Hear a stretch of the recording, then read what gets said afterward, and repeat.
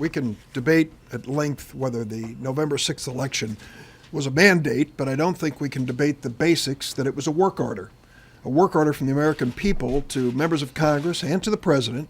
Roll up your sleeves, work together, and solve the problems. We got the message.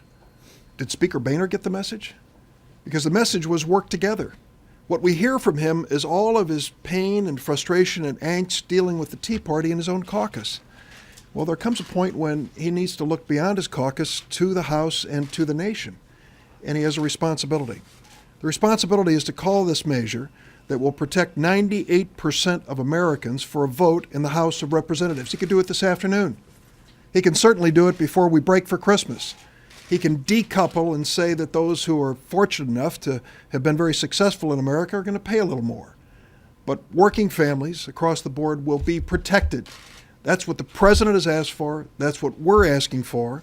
We realize in the Senate this needs to be done on a bipartisan basis. Will John Boehner acknowledge one thing, that the solution in the House of Representatives needs to be bipartisan as well? That's exactly what the voters told us. Do this together. So I don't want to hear about all the pain in the Tea Party wing of his caucus. There's much more pain across America.